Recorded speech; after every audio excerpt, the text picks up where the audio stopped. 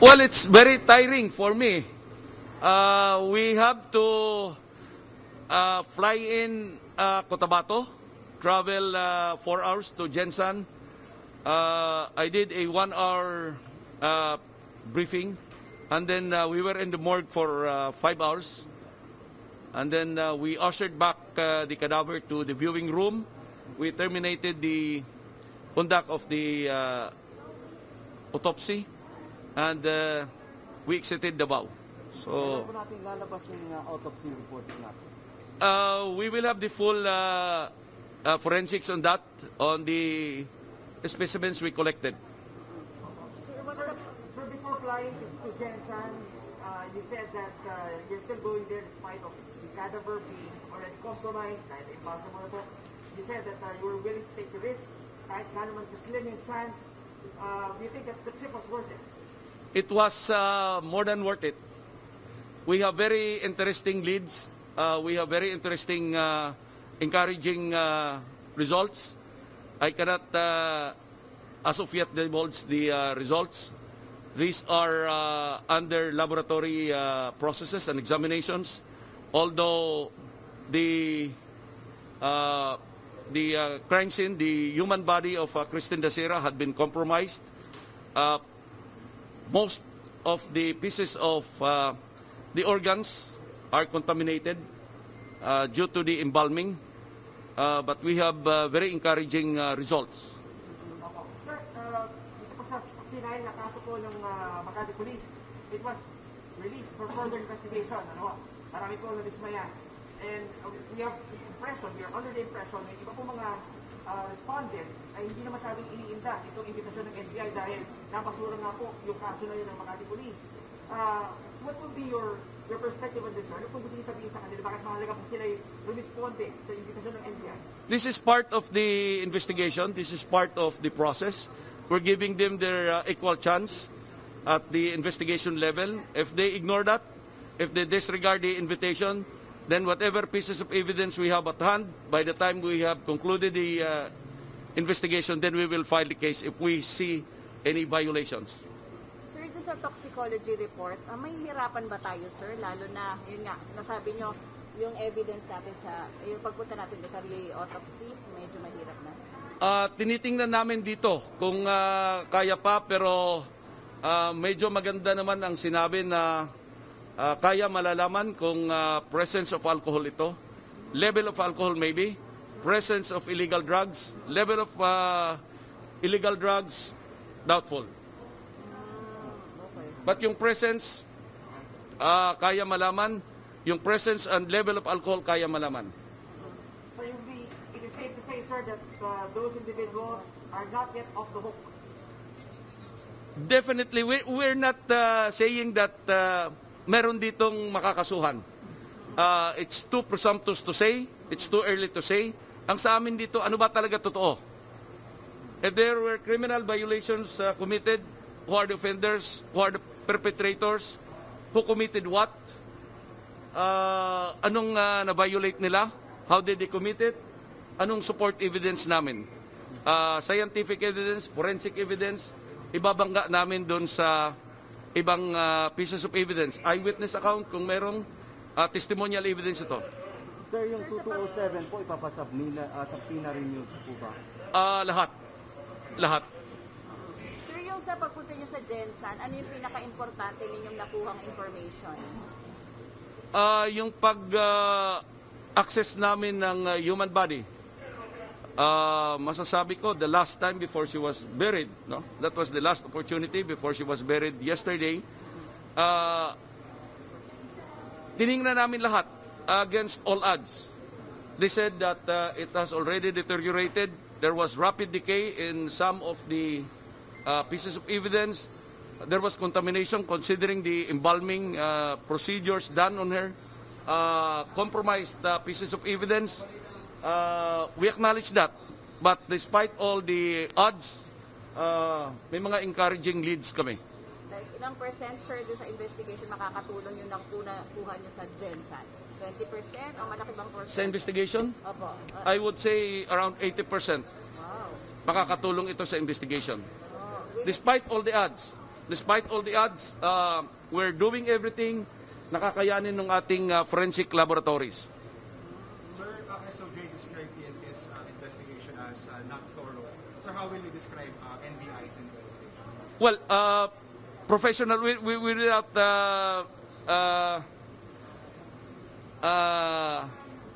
how do you say this? Without commenting on the other investigations, our investigation is going to be very legal. It's going to be very thorough. This is forensic-based. This is evidence-based. So we will have scientific pieces of evidence. It will be backed up by CCTV, digital pieces of evidence, electronic pieces of evidence. It will be backed up by hopefully testimonial evidence. We have also some psychological assessment going into the full range of forensic capabilities. Sir, may nakita kayong suka doon sa crime scene before. Is it essential na or meron pa ba mabibiga doon? It's still being processed sa laboratory. We are doing test runs. We are doing primary screenings, but everything is subject to confirmatory tests. Sa lahat ng nakuha niyong ebidensya, anong pinaka-useful po? I mean, pinaka-essential doon sa nakuha niyo? Significant? I cannot say for now, but I rest assure the public that we have very encouraging leads. We have very encouraging pieces of evidence. Believe me, makikita dito kung may lapses doon sa una. Anong lead po yun, attorney? Maaring may crime? Paano po? Anong lead?